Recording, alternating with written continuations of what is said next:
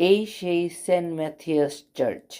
1015 সালে হাঙ্গেরির প্রথম রাজা সেন্ট স্টিফেন এই চার্চটি প্রতিষ্ঠা করেছিলেন। তারপর আরও অন্যান্য রাজা সম্রাট এই চার্চটিকে পুনর্নির্মিত ও সংস্কার করেছিলেন।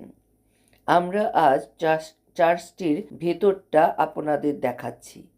অপূর্ব সুন্দর এই চার্চটি। ভেতরে এসেই আমাদের চোখ জুড়িয়ে গেল এই চার্চটি দেখে। রাজা স্টিফেন ব্ল্যাক ম্যাডোনাকে এই শহরের পৃষ্ঠপোষকতা ঘোষণা করেছিলেন এবং এখানে ব্ল্যাক ম্যাডোনাকে প্রতিষ্ঠা করেছিলেন। 1241 সালে মঙ্গলরা এই গির্জাটিকে ধ্বংস করে ফেলেন। রাজা বেলা চতুর্থ মঙ্গলদেরকে হারিয়ে এই দেশটি দখল করেন এবং এই গির্জাটিকে আবার পুনর্নির্মাণ করেন। তিনি এই গির্জাটিকে ব্যাসিলিকাতে প্রতিস্থাপন করেন। তখন আনুষ্ঠানিকভাবে এই গির্জার নামকরণ করা হয় the church of our lady. হাঙ্গেরির রাজ্যাভিষেক হিসেবে এই গির্জাটিকে মনোনীত করা হয়। 1309 সালে হাঙ্গেরির আঞ্জু রাজা প্রথম চার্লসকে এই গির্জাতে মুকুট পরানো হয়। 1370 সালে রাজা লুই এখানে আইকনিক মারিয়া গেট নির্মাণ করেন এবং গির্জাটিকে গথিক শৈলীতে পুনঃপ্রতিষ্ঠা করেন। এরপর এখানে রাজা সিগিসমুন্ড, রাজা প্রথম অ্যালবার্ট সকলেরই রাজ্যাভিষেক হয় এবং তারা এই গির্জাটির জন্য একে আরও অভয়ারণ্যে পরিণত করেন। এভাবেই এই গির্জাটাকে অনেক রাজা বাদশারা সংস্কার করেছিলেন। 1458 সালে রাজা ম্যাথিয়াস এখানকার রাজা হন, যিনি পরবর্তীতে সাধু হয়েছিলেন এবং তিনি এখানকার জনগণের জন্য এই চার্চের জন্য অনেক অবদান রেখেছেন এবং তার সময়কালে এই গির্জাটি মধ্যযুগীয় সমৃদ্ধির শীর্ষে অবস্থান করছিল। তারপরই আসে সে অশুভ ক্ষণ 1541 সাল।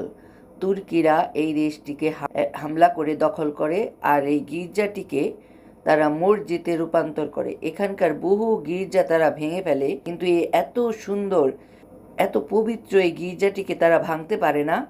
তারা এই গির্জাটিকে মসজিদে রূপান্তরিত করে। সেই সময় এখানকার স্থানীয়রা সেই কালো মা মারিয়া ও প্রভু যীশু খ্রিস্টের মূর্তিটিকে একটা দেয়ালের ভেতরে প্লাস্টার করে সুরক্ষিত রাখেন, যাতে তারা এই মা মারিয়ার মূর্তিটিকে কিছু করতে না পারেন। তাই মুসলিম শাসকেরা মূর্তিটি সম্পর্কে অজ্ঞ ছিল। 1686 সালে জার্মানিরা এই দেশকে অবরোধ করেন। তখন প্রচণ্ড গোলাগুলির ফলে গির্জার সেই দেয়ালের প্লাস্টারটা খুলে পড়ে আর তখন প্রার্থনারত মুসলিম সৈন্যদের সামনে সেই অলৌকিক মূর্তিটির আবিষ্কার হয়।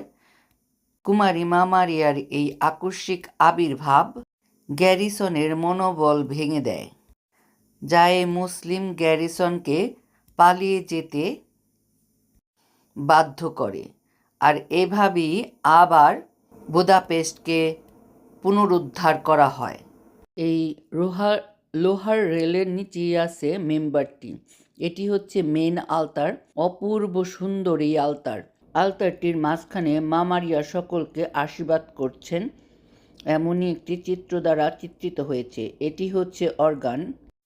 এই গির্জার নিচে বেসমেন্টে রাখা আছে এই দেশের সকল রাজাদের ও মহামান্য বিশপ ফাদারদের সমাধি। বর্তমানে এই চার্চটি একটি প্রাণবন্ত ধর্মীয় সংস্কৃতির একটি কেন্দ্রবিন্দু। এখানে গির্জার অনুষ্ঠান, বিবাহ, সঙ্গীত, কনসার্ট, ক্রিসমাস, ইস্টার আরও অনেক অনুষ্ঠান এই গির্জায় অনুষ্ঠিত হয়। এই গির্জাটি সম্রাট ফ্রান্স জোসেফ ও তার স্ত্রী এলিজাবেথ এবং পরবর্তীকালে রাজা চার্লস চতুর্থ ও তার স্ত্রী জিতাকে পবিত্র মুকুট প্রদান করা হয়। এই সেই লরেটো চ্যাপেল, যেখানে রাখা আছে ব্ল্যাক ম্যাডোনাকে।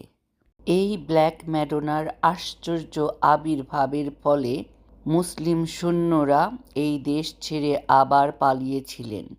আবার এই দেশটিকে ও এই গির্জাটিকে ইসলামিক রুলস থেকে ফিরিয়ে আনার জন্য ধন্যবাদ স্বরূপ এই সুন্দর পবিত্র লরেটো চ্যাপেলটি নির্মাণ করা হয়েছিল।